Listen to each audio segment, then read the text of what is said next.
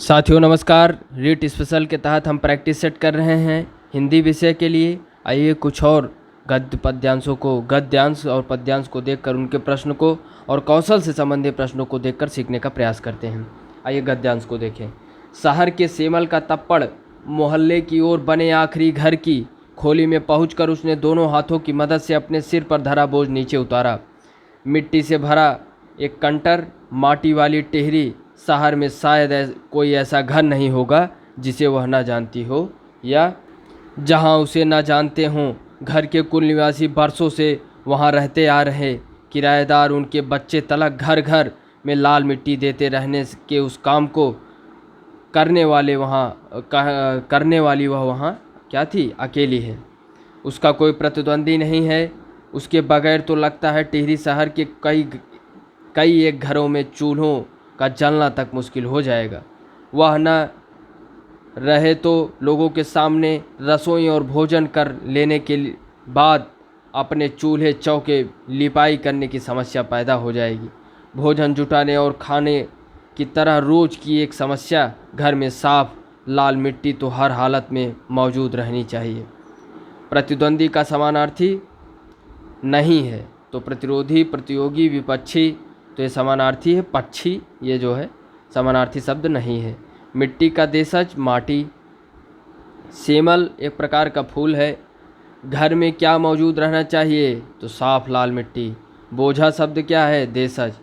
तो आइए नीचे दिए हुए काव्यांश को पढ़ के हम उनके प्रश्नों को करते हैं। कुछ भी बन बस कायर मत बन, ठोकर मार पटक मत पाथा। तेरी राह रोकते पाहन कुछ भी बन, बस कायर मत बन।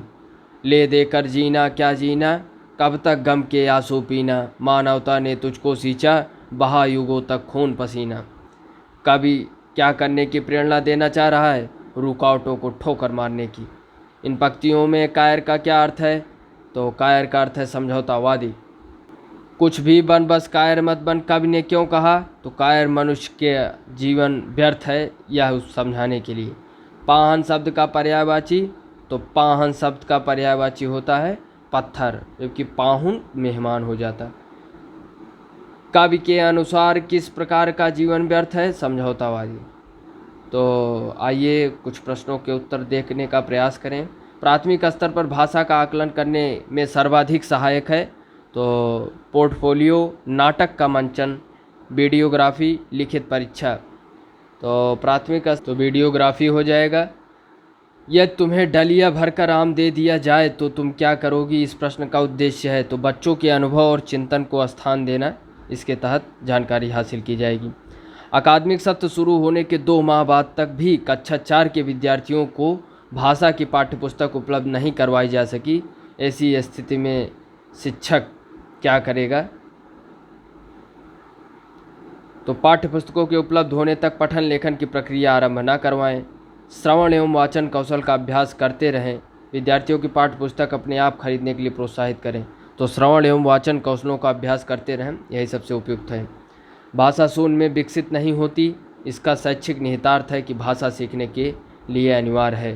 तो क्या कैसे अनिवार्य है, तो पारिवारिक संवाद, सामाजिक अंतःक्रिया, विद्यालयी पढ़ाई लिखाई, भाषा प्रयोगशाला।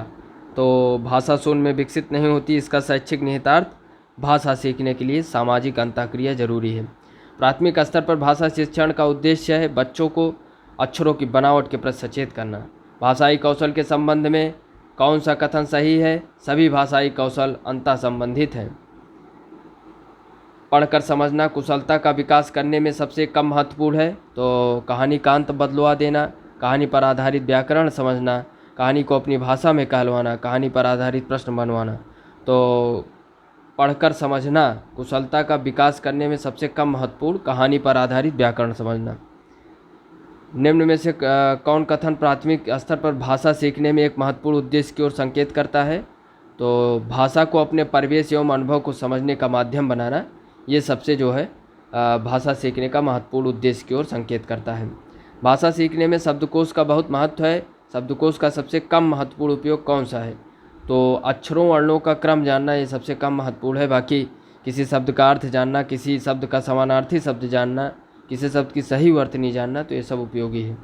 जब बच्चे भाषा से भिन्न कोई विषय पढ़ते हैं तो वे साथ साथ भाषा भी सीखते हैं, क्योंकि एक्सप्लेनेशन में और तमाम चीज़ों में समझाने में भाषा का ही प्रयोग होगा।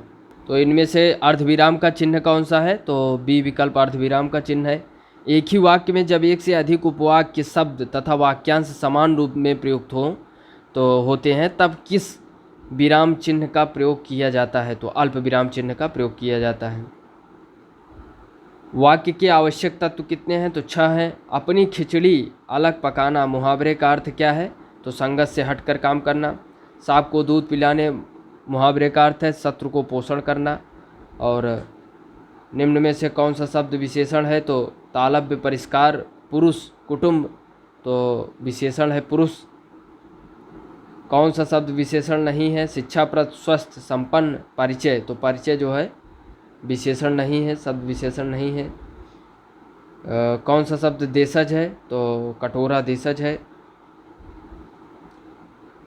तो त्रुटिपूर्ण है, जो त्रुटिपूर्ण है उसको हमें टिक करना है, और जो त्रुटिपूर्ण ना हो तो त्रुटि रहित पर टिक करना है। हवन के दौरान वेद मंत्रों का उच्चारण जोर जोर से बोलना चाहिए, कोई त्रुटि नहीं। तो हवन के दौरान वेद मंत्रों का उच्चारण जोर जोर से करना चाहिए, तो इसमें जो है बोलना चाहिए, यही त्रुटिपूर्वक है। गुस्से पर रविकांत कुछ कहता तो नहीं, लेकिन उसका मुख गुस्से से लाल हो जाता है, तो कोई त्रुटि नहीं। तो गुस्से पर नहीं, कारक त्रुटि है इसमें। गुस्से में रविकांत कुछ कहता तो नहीं है, लेकिन उसका मुख गुस्से से लाल हो जाता है। तो साथियों, ये रहा हमारा हिंदी विषय के लिए कुछ महत्वपूर्ण क्वेश्चन। आगे भी हम महत्वपूर्ण क्वेश्चनों को करने का प्रयास करेंगे। बहुत बहुत धन्यवाद। जय हिंद।